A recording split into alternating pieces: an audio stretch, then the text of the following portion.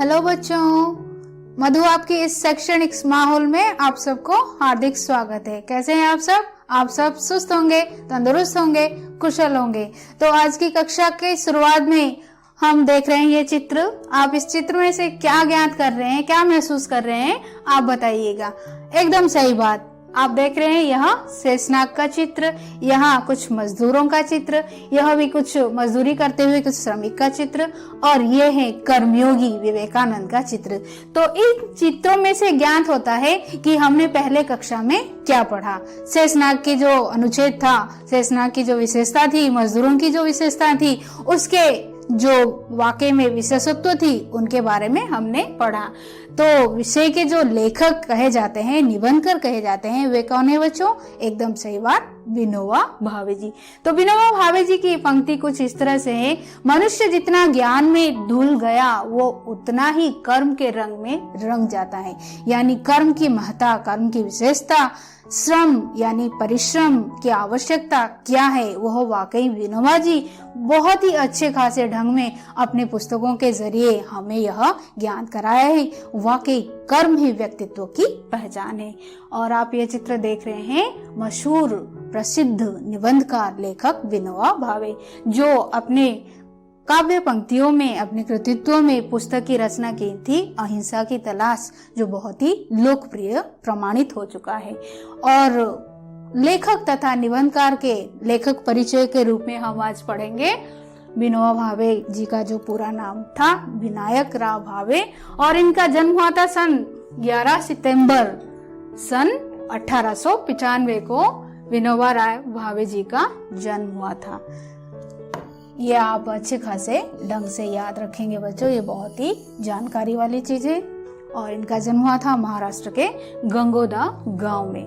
कृतित्व में हमने पहले कक्षा में विस्तृत रूप से पढ़ा भूदान, यज्ञ, जमाने की मांग, जीवन और शिक्षण, शांति यात्रा, स्वराज शास्त्र और भूदान गंगा आदि। तो पहले अनुच्छेद की ओर हम आगे बढ़ते हैं।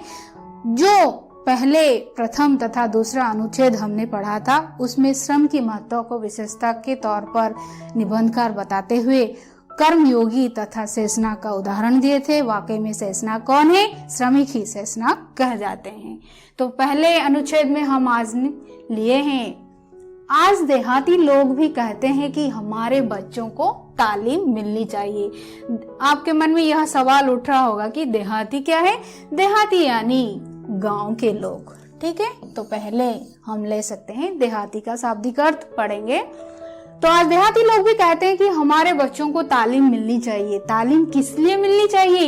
इसलिए नहीं कि लड़का ज्ञानी बनेगा और धर्म ग्रंथ पढ़ सकेगा और जीवन में हर काम विचार पूर्वक करेगा, पर इसलिए कि लड़के को नौकरी मिलेगी। अक्सर हमारे दिमाग में है कि हम पढ़ाई लिखाई करेंगे, अच्छा खासा नौकरी करेंगे और उससे ज्यादा हो सके तो बहुत सारी जानकारियां और ज्ञान हासिल करेंगे। उस तक हमारी चिंतन शक्ति या चेतना की शक्ति सीमित है। लेकिन उससे हटकर भी बहुत कुछ मायने रखते हैं शिक्षा के तौर पर अगर हम देखेंगे। तो इस संदर्भ में निबंधकार कहते हैं, हम जैसे दिन भर खटते हैं, अक्सर कोई माता पिता नहीं चाहेगा कि वो जिस तरह कड़ी मेहनत करता है उसकी संतान उसी तरह से कड़ी मेहनत करके तपन के साथ अपनी जीवन गुजारे। यानी कड़वाहट उनके जिंदगी में कभी भी नहीं आने देना चाहेंगे। तो उस संदर्भ में हम विस्तृत रूप से चर्चा करेंगे। और आगे कहते हैं, मजदूर ऐसा सोचते हैं कि हम जिस तरह कड़ी मेहनत करते हैं, बहुत दुख सहन करते हैं, वो हमारे आने वाली पीढ़ी ना सहन करे। तो यहाँ पर हम देखते हैं काम के प्रति जो घृणा मनोभाव है, किस तरह मजदूरों को भी खाया जा रहा है। यानी मजदूर भी कैसे शिकायत करते हैं, काम करते हैं लेकिन ना खुशी से कैसे करते हैं। काम न करने वालों में तो अक्सर ऐसे है ही, वो काम से जी चुराएंगे। तो इस संदर्भ में हमने यहाँ पर एक चित्र लिया है। चित्र में से आप ज्ञात कर सकते हैं कि देहाती किसे कहा जाता है। देहाती यानी गांव में रहने वाले लोगों को अक्सर देहाती कहा जाता है।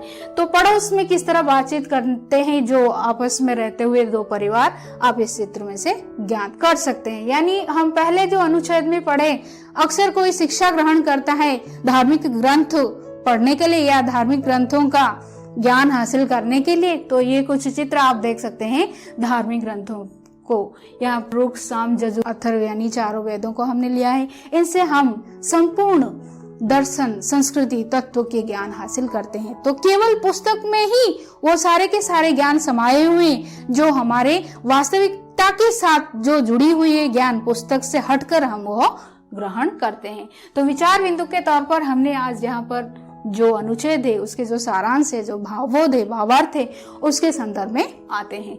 तो यहाँ पर कर्मयोग की महत्ता पर निबंधकार महत्व देते हैं। कर्म योग क्या है? योग यानी साधना, कर्म को योग मानना कर्मयोग कहा जाता है। तो निबंधकार यहाँ पर कर्मयोग को महत्व देते हैं, बल देते हैं और समाज के सभी वर्गों को इसकी प्राधान्यता को स्वीकार करने की सलाह देते हैं, आग्रह करते हैं। तो शाब्दिक अर्थ के तौर पर हमने यहाँ पर लिया देहाती यानी गांव में रहने वाले लोग, तालीम यानी प्रशिक्षण। अक्सर हम देखते हैं कि गांव के लोग पीछे रह जाते हैं, शहर के लोग बहुत ही अगुआ होते हैं, एडवांस होते हैं जिसको हम कहते हैं। तो अक्सर वे लोग चाहते हैं कि हमारे बच्चों को भी अच्छा खासा ट्रेनिंग मिले, अच्छा खासा तालीम या प्रशिक्षण हम जिसे कहते हैं, जो पर्यायवाची शब्द है किसके?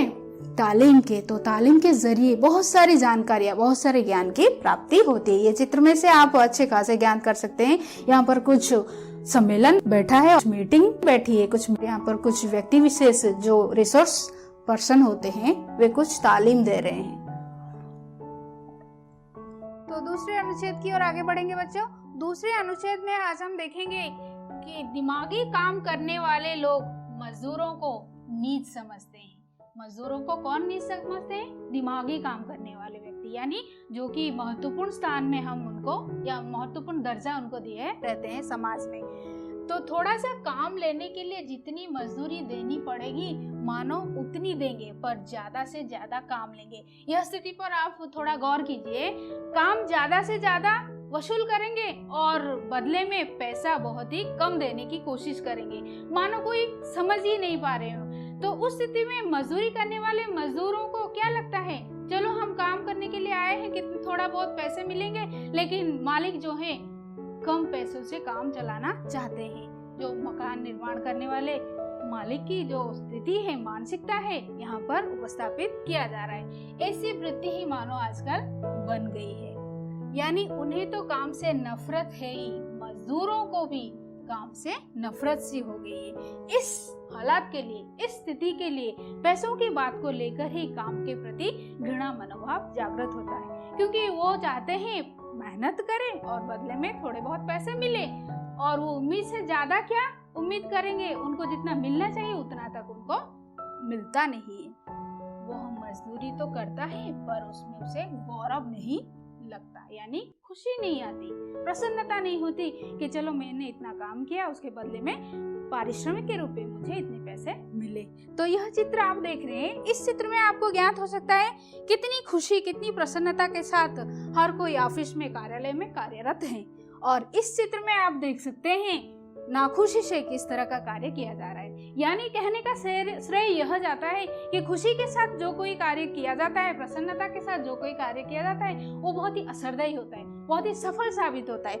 और नाखुशी से मजबूरन थोपे हुए कार्य को जो कोई करते हैं वो परिणाम बहुत ही बुरा साबित होता है, असफल साबित होता है। तो विचार बिंदु के तौर पर हमने यह क्या सीखा? यहाँ पर विनोबा भावे जी यह कहने की कोशिश कर रहे हैं, अपने पसीने से जो रोटी कमाता है, यानी कर्मयोगी मेहनती व्यक्ति जो होते हैं, वाकई में वो पाप कर्म से कोसों भागते हैं। वो सोच भी कहा सकते हैं कि मैं ये करूंगा, वो करूंगा, इसका वो बिगाड़ूंगा, इसका ये वो करूंगा। तो इस संदर्भ में वे कहते हैं कि जो मेहनती होते हैं वो दिन भर कड़ी मेहनत करते हैं और सोच भी नहीं पाते कि कब समय गुजरता जाता है। तो शब्दार्थ के तौर पर बच्चों आप यह अपने अपने कापियों में लिख लेना।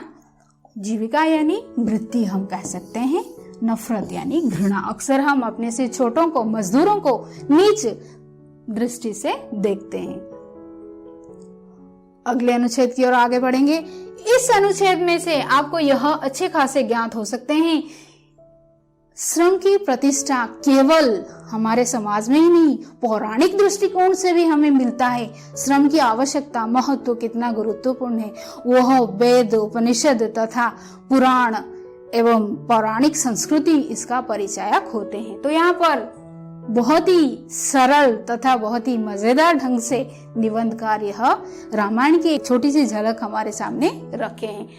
तो रामायण में एक कहानी है, कहानी बहुत ही अच्छी है और सुनने लायक भी है। तो इस संदर्भ में राम जी का वनवास हुआ। तो अक्सर आप जान सकते हैं, आप बहुत से जानकारियां अपने घरों में से, अपने दादा दादियों में से और बहुत से पुस्तकों में से यह जानकारियां हासिल करते हैं कि रामायण का जो विषय वस्तु है वो राम सीता के वनवास पर ही निर्धारित है। तो राम का वनवास के कारण स्वरूप कैकेयी ने जो वर मांगे थे राजा दशरथ से, उसके अनुसार 14 वर्षीय वनवास भोगनी पड़ी राम जी को। तो आने वाले कल सुबह राजा बनने वाले थे रामचंद्र, लेकिन उनको वनवास ग्रहण करना पड़ा केवल पितृ सत्य का पालन करने हेतु। और उस संदर्भ में हम कहेंगे राम तो वनवास की ओर आगे बढ़े, सीता क्यों गई? तो सीता अपनी पत्नी का जो वास्तविक धर्म है उसको निभाने के लिए राम के साथ वन गमन के लिए आगे बढ़ी। तो इस संदर्भ में सीता जी का एक प्रसंग आता है। सीता जी ने कहा कि मैं भी जाऊंगी, किसके साथ? राम के साथ, क्योंकि राम जहां मैं वहां। उनका जीवन का लक्ष्य था राम की पद पद की ओर अन्वेषण करना, राम की पद पद यानी पग पग पर उनके पीछे रहना। तो उस संदर्भ में वे भी तैयार हो गई राम के साथ वन गमन की ओर। तो ऐसे जीवन की पर उसने निश्चय किया था कि जहां राम जी वहां मैं। इस संदर्भ में आपको एक भावार्थ प्रश्न भी आ सकता है, आपको विशेष तौर पर उसका विस्तृत विश्लेषण लिखना पड़ेगा। तो पर जब कौशल्या ने सुना तो कहा, इस संदर्भ में अक्सर कोई माँ नहीं चाहेगी उनके बेटे बेटी उनके सामने ही कठिनाइयों का, परेशानियों का सामना करे, लेकिन होने को कौन ठार सकता है? होने वाले थे तो राजा राम, लेकिन वनवास उनको ग्रहण करनी पड़ी केवल मंथरा के कारण। तो जो कुछ होना ही है। तो उस संदर्भ में जब सीता आगे बढ़ी राम के साथ वनवास की ओर, तो कौशल्या माता कह रही है सीता का जाना कैसे होगा? ये तो संभव नहीं है। क्यों? क्योंकि मैंने तो उसे दीप की बाती भी जलानी नहीं दी। यानी इतनी लाड प्यार से एक बहू को बेटी के रूप में या बेटी का दर्जा देकर कौशल्या रखी थी, वहां हम सोच ही नहीं सकते कि एक बहू होने के बाद भी बाती जलाना नहीं आ सकता। बाती यानी अक्सर आप देख सकते होंगे घरों में शाम के समय, सुबह के समय जो दीप जलाते हैं, वो दीप जलाने के भी काम कौशल्या ने सीता से नहीं करवाया था। यानी इतनी लाड प्यार देकर रखा था अपने बहू को। तो यानी यहाँ भी काम की प्रतिष्ठा मानी नहीं गई, यानी यहाँ पर भी काम को अनदेखा किया जा रहा है। इसमें अच्छाई बहुत है, लेकिन ससुर के घर लड़की गई तो उसे बेटी समान माना, पर मेहनत को हीन माना गया, वो इसमें दिखाया गया है। निबंधकार यह कहने की कोशिश कर रहे हैं, अच्छी बात है कि एक बेटी ससुराल में बहू बनकर भी बेटी का सम्मान उसको मिल रहा है, बेटी का ऐसा स्नेह, सद्भावना, प्यार मिल रहा है। ये तो बहुत ही अच्छी बात है, गौरव की बात है। लेकिन विषय हमारा है श्रम की प्रतिष्ठा, यानी श्रम को कहां पर बल दिया गया है। तो यहाँ पर बिल्कुल ही श्रम की महत्व नहीं रखा गया है, बल नहीं दिया गया है। तो इस संदर्भ में निबंधकार यह कहने की कोशिश कर रहे हैं, यह चित्र आप देख सकते हैं रामायण की, जो राम, लक्ष्मण और सीता वन गमन का चित्र है। और विचार बिंदु हमने यह सीखा कि वाकई में श्रम की प्रतिष्ठा हर स्थान पर, हर स्थिति पर होता है, लेकिन यहाँ पर कुछ स्वतंत्र है, भिन्न है। तो शब्दार्थ के तौर पर हमने लिए बच्चों दीप की बाती। दीप की बाती यहाँ पर मैं दिखाना चाहूंगी, यह जो रूही है इसको अक्सर हम दिए में लगाते हैं, वहां पर जो तेल या घी लगाते हैं उसके अंतर्गत ये रहता है, इसको बाती कहा जाता है। ठीक है, अगले अनुच्छेद की ओर आगे बढ़ेंगे। तो जिस तरह हमने पहले रामायण के कुछ पंक्तियों के बारे में, कुछ विषय के बारे में निबंधकार हमारे माध्यम से सबको सजग कराने की, सचेतन कराने की कोशिश कर रहे हैं कि श्रम की प्रतिष्ठा कहाँ कहाँ पर हुई है, वहां पर उससे हटकर यहाँ पर और एक अनुच्छेद उनके द्वारा लिखा गया है, जो कि धर्मराज ने राजसूय यज्ञ किया था। ये किस संदर्भ में है बच्चों? हाँ, एकदम सही बात, महाभारत के संदर्भ में है। तो धर्मराज कौन है? युधिष्ठिर, जो पांडव थे, पांडवों में से जो सबसे बड़े थे भाई, वे थे धर्मराज। इनको धर्मराज क्यों कहा गया? क्योंकि संपूर्ण धार्मिक तत्वों के अनुयायी थे धर्मराज युधिष्ठिर, और उनका जीवन इस तरह से था, जीवन भर उन्होंने एक छोटी सी झूठ का भी सहारा नहीं लिया, और कहां पर भी अन्याय होता हुआ वो नहीं देख सकते थे, और सभी समस्त भाइयों को एक जैसा मानते थे, इसलिए इनको धर्मराज कहा गया है। और इनके विषय में बहुत सारी जानकारियां हैं। कहा जाता है कि कुछ पौराणिक दृष्टिकोण से कहा जाता है कि युधिष्ठिर एक ऐसे महात्मा थे जिन्होंने जीते जी स्वर्ग को प्राप्त किए थे, यानी इनकी विशेषता बहुत ही विस्तृत है, बहुत ही विराट है। इनको वर्णन करना शायद हमारे पक्ष की बात नहीं है। तो जो पांचों पांडव थे उनमें से थे जो कुंती के पुत्र थे, तीनों में से ये अग्रज थे जो कि युधिष्ठिर थे। और राजसूय किसे कहेंगे बच्चों? राजसूय यानी राजा ही जो यज्ञ करने के योग्य रहते हैं, यानी कुछ ऐसे यज्ञ होता था उस समय में जो केवल राजा ही कर सकते थे, और उस यज्ञ को राजसूय यज्ञ कहा जाता था। तो इस यज्ञ में कौन कौन आते थे? बड़े बड़े महान विद्वान पंडित ऋषि मुनिया आते थे, देवी देवताएं भी आते थे। तो धर्मराज ने राजसूय यज्ञ किया था। कृष्ण वहां पर चुने हुए अतिथि थे, यानी सर्वश्रेष्ठ स्थान कृष्ण को यहाँ पर दिया गया था। तो कहने लगे मुझे भी काम दो। तो यहाँ पर अतिथि के रूप में कौन आए हैं? श्री कृष्ण आए हैं, और श्री कृष्ण का दर्जा बहुत ही श्रेष्ठ है जो हम जुबान से बयान नहीं कर सकते। तो इस संदर्भ में जब कृष्ण आकर उपस्थित होते हैं और कहते हैं कि मुझे काम दो, धर्मराज ने कहा आपको क्या काम दे? यानी वे चौंक सा गए। आप हमारे पूजनीय हैं, अतिथि हैं, आदरणीय हैं, शिरोमणि हैं, भगवान है, ईश्वर है, विष्णु है, आपको फिर हम क्या काम दे सकते हैं? आप तो हमारे लिए पूज्य हैं, हमारे लिए पूजा के पात्र हैं, हमें तो आपकी अर्चन करनी चाहिए, और आदरणीय भी, आदर के पात्र हैं। आपके लायक हमारे पास कोई काम नहीं है, माफ कीजिएगा, आपको देने के लायक हमारे पास यहाँ पर कुछ भी काम नहीं है। तो यानी बड़े बड़े व्यक्ति जब छोटी छोटी चीजों की फरमाइश करते हैं तो उस संदर्भ में उनके प्रति हमारा वर्ताव व्यवहार किस तरह का होना चाहिए, यहाँ पर निबंधकार कहने की भी कोशिश कर रहे हैं। तो आपके लायक हमारे पास कुछ काम नहीं है। भगवान सोचते हुए, हंसते हुए, मुस्कुराते हुए कहने की कोशिश कर रहे हैं, क्या आदरणीय है तो नालायक है, यानी आपके आदर के पात्र हैं, यानी हम कुछ काम के लायक नहीं है। ये आपके भावार्थ में प्रश्न आ सकते हैं, गंभीरता के साथ आप इनको अध्ययन कीजिएगा। तो क्या हम आदरणीय है तो नालायक हैं, कुछ काम करने के लायक नहीं है, हमसे कुछ काम नहीं हो सकता, हम काम कर सकते हैं? तो धर्मराज ने कहा आप ही अपना काम ढूंढ लीजिए। तो हमारे बस की बात नहीं है इतने बड़ों बड़ों को छोटी छोटी क्या काम दे, ये काम दे कि नहीं, ये सही है कि गलत है। तो ये बहुत सी चिंतनशील बात है। तो इस संदर्भ में माफ कीजिएगा, आप जो कुछ करना चाहेंगे आप इसी स्थान के आधार पर, इस स्थिति के आधार पर आप ढूंढ लीजिए। भगवान ने काम लिया। कौन सा काम लिया बच्चों? सभी काम अपने अपने हिस्से के बंट गए थे। जब यज्ञ हो रहा है, जब कोई महोत्सव हो रहा है, तो कोई तो काम ऐसे ऐसे बिखरा नहीं पड़ा हुआ, हर किसी को अपने अपने जिम्मेदारी के तौर पर बांटा गया होगा। तो उसी तौर पर अपने अपने काम सारे के सारे व्यक्तियों के द्वारा बांटा गया था। भगवान को क्या प्रतीत हुआ? कहाँ तो कुछ भी काम नजर नहीं आ रहा है। तो बहुत ही छोटा सा कार्य। कौन सा कार्य? जूठी पतले उठाने का कार्य और पोछा लगाने का कार्य, जिसको हम अक्सर हीन चक्षु से देखते हैं, तुच्छ नजर से देखते हैं, नजरिया जिसके प्रति हमारा बहुत ही तुच्छ है। अक्सर यही कार्य हमें स्वच्छता प्रदान करती है, सुस्थता प्रदान करती है, मानसिक तनाव से मुक्त करती है, लेकिन इन सारी चीजों को हम अनदेखा करते हैं। और भगवान ने यही कार्य चुना।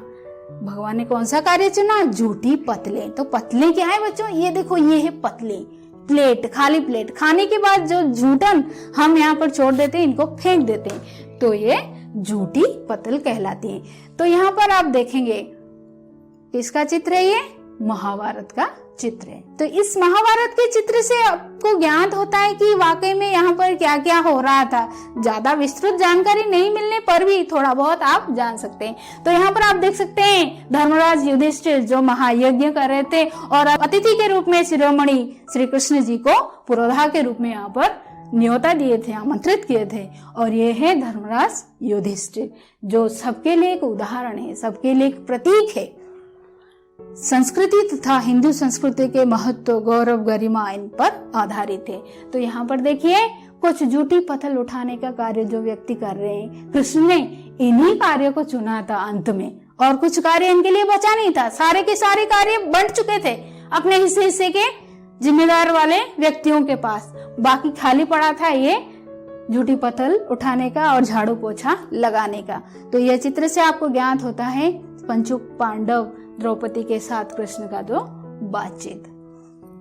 तो विशेषता के आधार पर हर अनुच्छेद के, हर पंक्तियों के, हर लाइनों के कुछ महत्व होते हैं। और विषय तौर पर जो श्रम का महत्व है विनोबा भावे जी विस्तृत रूप से वर्णन किए हैं। रामायण और महाभारत जो हमारा दृष्टिकोण का एक भिन्न अंग है, हमारे भारतीय संस्कृति का जो गौरवपूर्ण निदर्शन है, उनके माध्यम से हमें सजग करा रहे। अक्सर हम जो महत्वपूर्ण बातें जानकारी हासिल करना चाहते हैं वे पुराण और दर्शन देते हैं, तो इसके संदर्भ में उनके ये तत्व बहुत ही महत्वपूर्ण है। तो श्रमिक को शेषनाग सिद्ध करते हुए निबंधकार रामायण में सीता और कृष्ण तथा महाभारत के जो कृष्ण का जो चरित्र चित्रण है वो कितना महत्वपूर्ण है, उसके तौर पर अगर हमें उदाहरण देंगे तो हम आसानी से समझ सकते हैं। अरे भगवान अगर ये कार्य करते हैं तो हम तो तुच्छ मनुष्य हैं, अनदेखा फिर क्यों करते हैं इन छोटे मोटे कार्यों को, बातों को।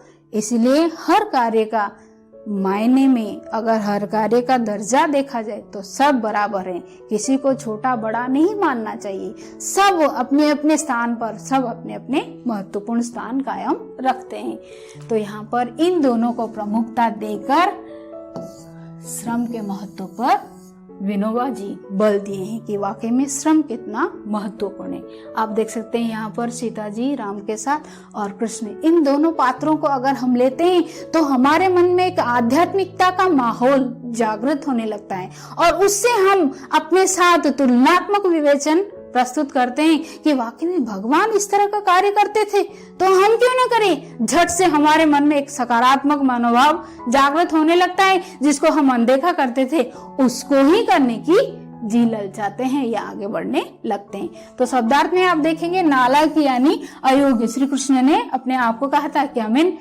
आदरणीय हूँ तो क्या मैं नालायक हूँ। झूठी यानी झूठी पतल, पतल यानी आपने यहाँ पर देखा है जो पत्तों से निर्मित है उसको अक्सर पत्तल कहा जाता है, पत्ते से बना हुआ पात्र जो प्राकृतिक पर्यावरण को सुरक्षित रखने में भी अपना योगदान देती है। यानी अक्सर हम जितनी आधुनिकता की ओर आगे बढ़ते हैं उतना ही हमें पीछे आने के लिए विवश करती है इन सारे हालात, मुसीबतें, और हम सजग तब होते हैं। तो नैतिक शिक्षा के तौर पर बच्चों हमने क्या क्या सीखा। काम के प्रति हमारी जो घृणा मनोभाव है, जो छोटी सोच है, उसको आगे लाने की कोशिश कर रहे हैं विनोबा जी। और उस मनोभाव को त्यागने पर ही समाज में श्रम की प्रतिष्ठा कायम रह सकती है। हर कार्य को उचित सम्मान देना आवश्यक है। जो झाड़ूदार है, जो सफाई वाला है और जो दिमागी काम करने वाले मशहूर ज्ञानी व्यक्ति हैं, उनका और इनका दोनों का दर्जा बराबर है, क्योंकि इनकी सृष्टि वहीं पर हुई है जहां बड़े बड़ों का सृजन किया गया था। तो भगवान ने इनको भी बनाया है। तो हमारे और उनके बीच में क्या फर्क है, क्या अंतर है, फिर ये हीन दृष्टिकोण हमारे अंदर क्यों आता है। तो इसको हमें अवश्य रूप से त्यागना होगा। हर कार्य को सकारात्मक भाव के साथ करने की कोशिश करनी चाहिए। यानी अगर हमारे दिमाग में सकारात्मकता का भाव हो तो हम हर कुछ नामुमकिन चीज कर सकते हैं और वो हमें अच्छा भी लग सकता है। तो संपूर्ण विषय के आधार पर हम यहाँ पर कुछ वस्तुनिष्ठ प्रश्न लिए हैं, वो बहुत ही सहज है, सरल है, आप आसानी से हल भी कर सकते हैं। तो पहला सवाल है हमारा, मजदूरों को नीच कौन समझता है। मजदूरों को दिमागी काम करने वाले व्यक्ति नीच समझते हैं। कौन समझते हैं नीच?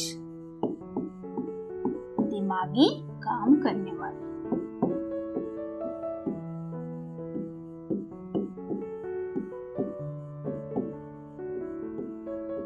ठीक है। दूसरे प्रश्न में कृष्ण ने धर्मराज से क्या कहा होगा? एकदम सही बात, मुझे भी काम दीजिए। कौन सा काम उन्होंने चुना? झूठी पत्थर उठाने का।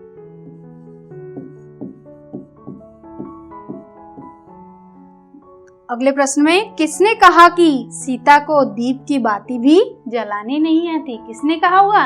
एकदम सही बात, माता कौशल्या ने। कौशल्या की जो मातृत्व का भाव है अपनी बहू के प्रति यहाँ पर जागृत हो रही है। सास होने के बावजूद भी जो मातृत्व का भाव है, माता कौशल्या ने।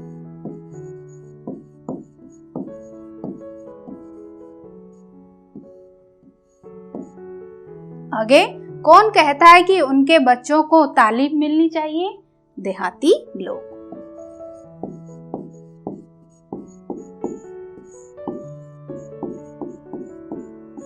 अगले प्रश्न में राजसूय यज्ञ किसने किया था बच्चों? धर्मराज की उपाधि किसको प्राप्त हुई थी? एकदम सही बात, धर्मराज युधिष्ठिर।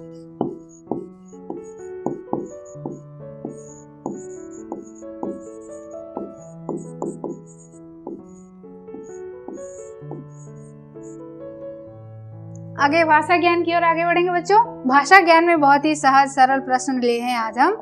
तो इन प्रश्नों में आज हम दिए हैं इस पाठ में जीवन, लोग, काम के आगे आदि जो शब्द प्रयुक्त हुए हैं क्रमशः धार्मिक जीवन, देहाती लोग, दिमागी काम आदि का प्रयोग हुआ है। तो इन शब्दों के प्रयोग से उनकी विशेषता उभर कर आती है। वैसे आप इन प्रश्नों के जवाब में क्या लिखेंगे? क्या बनेगा शब्द? ज्ञानी क्या बनेगा? ज्ञानी आदमी बन सकते हैं, ज्ञानी लोग बन सकते हैं, ज्ञानी व्यक्ति भी बन सकते हैं। तो ज्ञानी के आगे आज हम क्या लगाएंगे? विशेषता वाले शब्द, ज्ञानी व्यक्ति।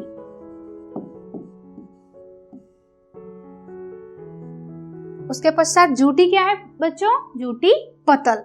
पतल यानी आप अंग्रेजी में उसको क्या कहते हैं? प्लेट। खाने के पश्चात जब आधा खाना छोड़ देते हैं वो झूठन पतल कहलाती है। सफाई क्या बनेगी?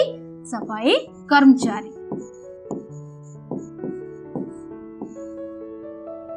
थका मांदा, थका मांदा क्या है? शरीर।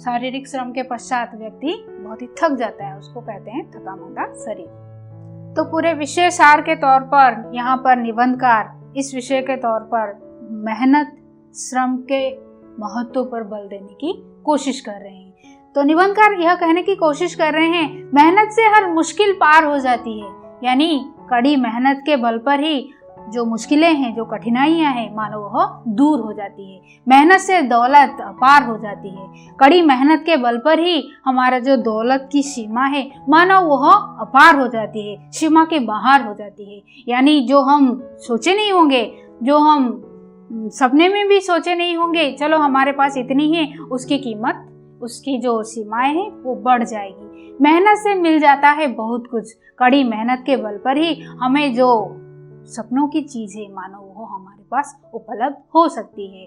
मेहनत के बल पर ही हर दरकार मानो पूरी हो जाती है। हमारी जो ख्वाहिशें हैं, जो आवश्यकता है, वह कड़ी मेहनत के बल पर ही पूरी हो सकती है।